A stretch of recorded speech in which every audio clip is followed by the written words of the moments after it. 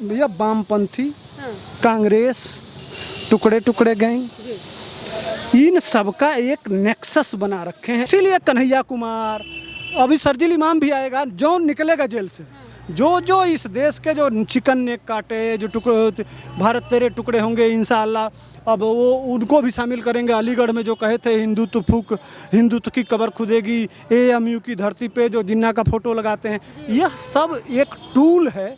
14 लाख लोग मारे गए, 2 करोड़ लोग घर से उजड़ गए, उनकी संपत्ति किसको जिम्मेदार मानूं? यह मुंह दिखाने लायक है या बात करने लायक है? जो इस देश में गजवाए हिंद से लेके और सारा नैरेटिव है जो पाकिस्तान से चलता है, यहाँ जो स्लीपर सेल हैं सब, ये सब स्लीपर सेल हैं। जब हम सब कुछ हमारे पुरखे किए हैं, उसके बदले में, करने के बदले में हमसे एक देश भी ले लिया गया, फिर भी आप प्रधानमंत्री होकर यह कहते हैं कि इस देश पर अल्पसंख्यकों का अधिकार है, तो यह सीना छलनी हो जाता है। अरे भैया, आपके बाप दादा की कारस्तानी की वजह से मर गए। अगर बॉर्डर आपने उसी समय तय कर दिया होता, खींच दिया होता, समझौता कर लिया होता, तो आज ये समस्या ही नहीं होता। मैं तो गर्व करता हूं कि हम लोग कोई पुण्य किए हैं, कोई पुण्य किए हैं कि मोदी जी जैसे और योगी जी जैसे मुख्यमंत्री और प्रधानमंत्री हमको मिले हैं कि हम आज जिंदा हैं। नमस्कार, मैं हूं आपके साथ मनीषा डिंडोरिया। स्वागत है आप सभी का प्यारा हिंदुस्तान पर। देखिए, पंजाब में जिस तरीके से राजनीति गरमा रही है, अभी चरणजीत सिंह चांदनी बन चुके हैं मुख्यमंत्री। अमरिंदर सिंह जो कि काफ़ी काम कर चुके थे कांग्रेस के लिए पंजाब से, वो इस्तीफा दे के निकल चुके हैं और कांग्रेस का भी हाथ है पूरा उन्हें निकालने के लिए। वहीं अब कांग्रेस ट्राई कर रही है कि कैसे भी कन्हैया कुमार को पार्टी में शामिल कर लिया जाए।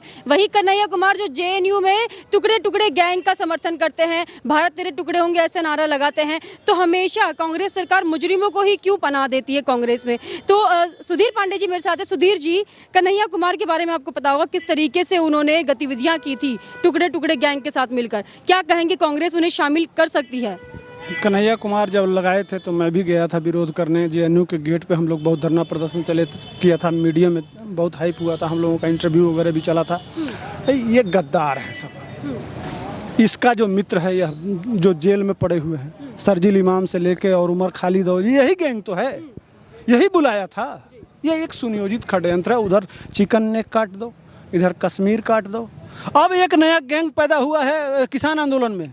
ये क्या कह रहे हैं कि मोदी जी और अमित शाह जी इस देश के है या नहीं है? क्या बताना चाहते हैं? इसका मतलब इस देश को आप टुकड़े टुकड़े करना चाहते हैं। वही काम कन्हैया ने किया था, वही 2014 में रोहित वेमुला में दिखाई दिया, वही सीएए में दिखाई दिया, वही आज किसान आंदोलन में दिखाई दे रहा है, वही अवार्ड वापसी गैंग। एक सुनियोजित षड्यंत्र है। मोदी जी चूंकि एक नारा लगाए कि सबका साथ, सबका विकास और सबका विश्वास, अब वो नारा, इसमें कांग्रेस का जो चरित्र है, जो बांटो और राज्य करो, वो उसमें फिट नहीं बैठता है। वह कहीं बाहर जाते हैं मोदी जी तो कहते हैं कि मैं 135 करोड़ का सेवक हूँ, सेवक करके अपने आप को प्रूफ भी करते हैं। अब राहुल गांधी से कहा जाए कि किसी, आज बना दिए हैं पंजाब के मुख्यमंत्री दलित के नाम पे, ये तो कह रहे हैं कि हमने दलित को बना दिया।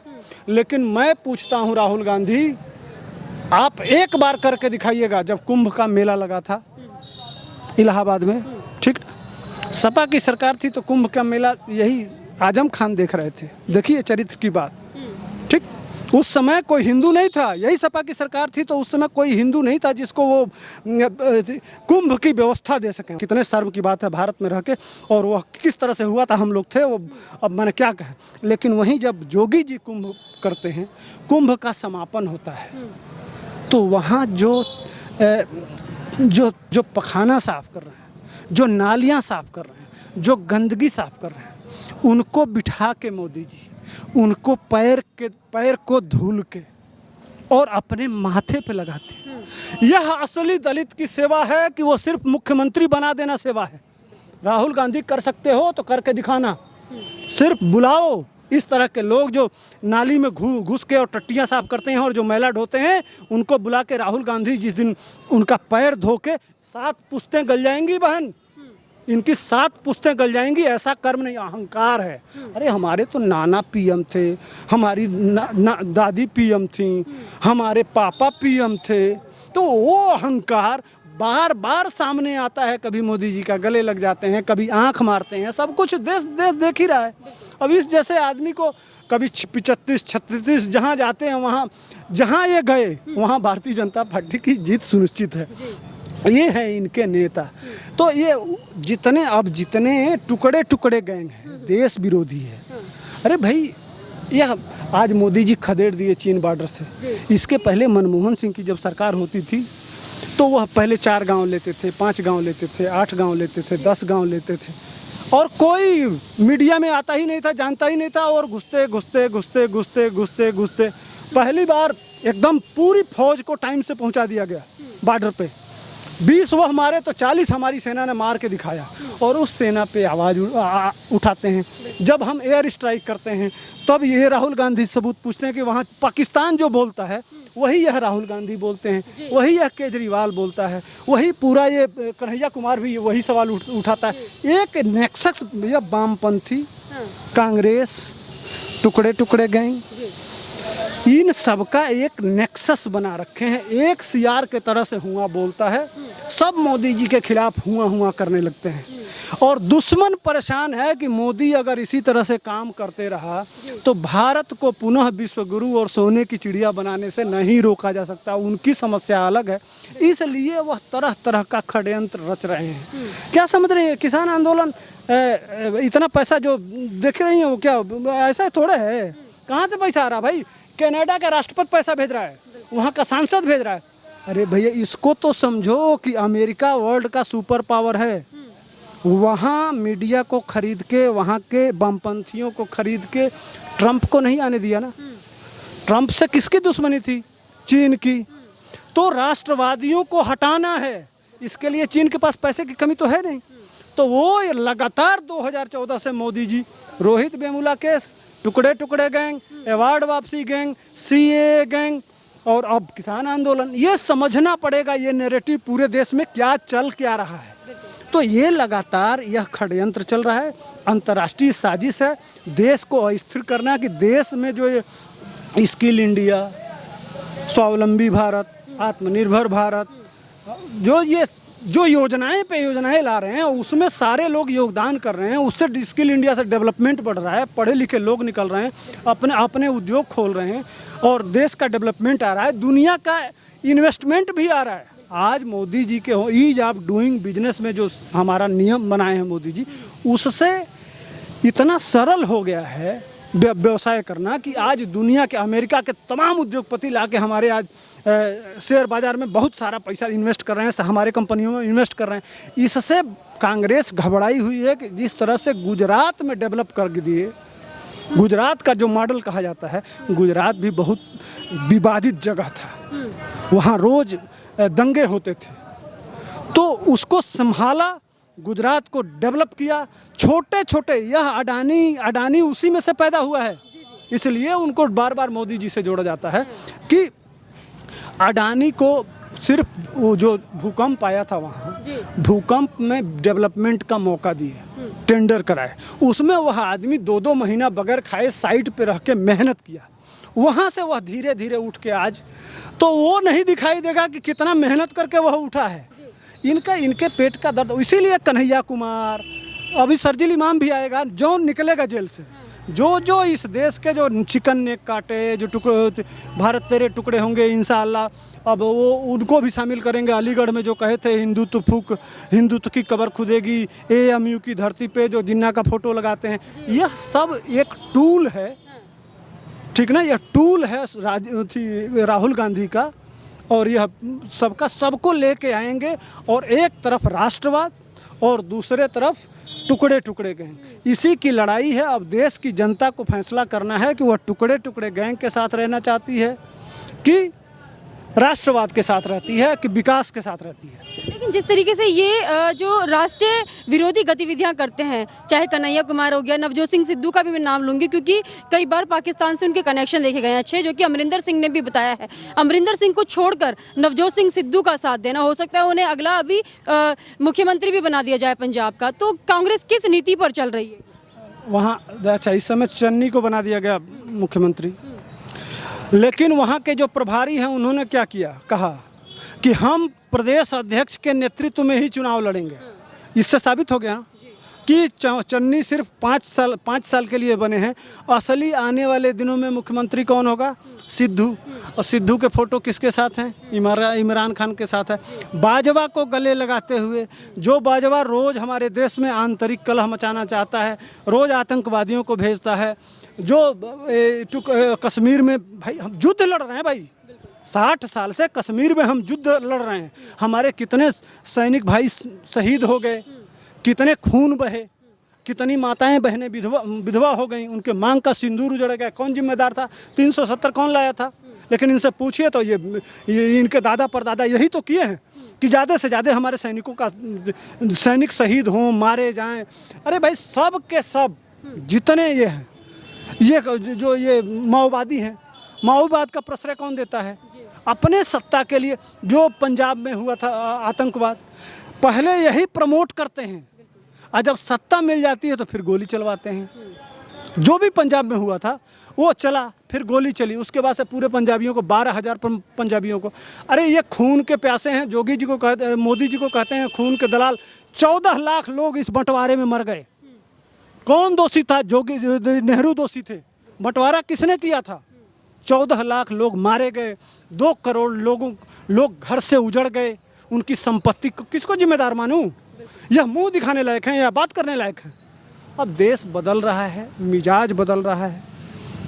एक बहुसंख्यक समाज इनको देखते देखते वह देख रहा है कि एक समुदाय है, चाहे उसके लिए कुछ भी कर दीजिए, उसके मुंह में विकास का वो डाल दीजिए, लेकिन उसको चाहिए अपना धर्मस्थल। डेवलपमेंट से कोई मतलब नहीं है। आप जाके पूछ लीजिए कि भैया तुमको एक मस्जिद बनवा दे रहे हैं, नहीं तो तुम्हारे गली की सड़क बनवा दे रहे हैं। बाकसम मैं पूरे भारत के किसी व्यक्ति को टेस्ट कर लेना मेरे भाई, चले जाना, उनसे पूछना कि तो आपको एक मस्जिद दे रहे हैं और एक सड़क दे रहे हैं। सबसे पहले वो कहेगा हमारी सड़क होगी, इतनी पानी लगी होगी, हम निकल जाएंगे, लेकिन हमको हमारी मस्जिद चाहिए। इसको देखते देखते हमने सीखा कि भारतीय जनता पार्टी इतना कर रही है, लेकिन उसके साथ क्या दुश्मनी है। वोट किसको देते हैं? सेंट्रलाइज होकर भारतीय जनता पार्टी के विरोध में वोट देते हैं। तो हम भी तो, हमारे आँख है ना, दिमाग है, देखते हैं, बचपन से हम लोग भी देखते आ रहे हैं। तो हम लोग भी उसी एक्शन में इन्हीं ने बताया हमको, इन्हीं ने सिखाया कि भाई ये देख के हमने सीखा कि तुम दूसरे तरफ जा रहे हो, तो भाई इसका मतलब तुम्हारे अंदर जो नारे लगे खिलाफत 2.0, खिलाफत के बारे में आप जाइए, पढ़िए, समझिए क्या है वो। अब मैं किसी धर्म और रिलीजन पे बोलना नहीं चाहूँगा, लेकिन वो एक नैरेटिव है जो इस देश में गजवाए हिंद से लेके और सारा नैरेटिव है जो पाकिस्तान से चलता है। यहाँ जो स्लीपर सेल हैं सब, ये सब स्लीपर सेल हैं। उसी स्लीपर सेल को राहुल गांधी अपने साथ जोड़ के, इनके एक नेता गए थे ना पाकिस्तान में कि हम मोदी को हटाइए। यह मदद किससे मांगते हैं? मोदी जी से। और मोदी जी क्या करते हैं? उनके ऊपर सर्जिकल स्ट्राइक कर देते हैं, एयर स्ट्राइक कर देते हैं। अब तक पाकिस्तान ये कहता था ना कि एटम बम, हमारे पास भी एटम बम है, फोड़ देंगे फोड़ देंगे। घुस के मारे, फोड़ दिया क्या? और नहीं तो बदले में अभिनंदन को देना पड़ा कि नहीं?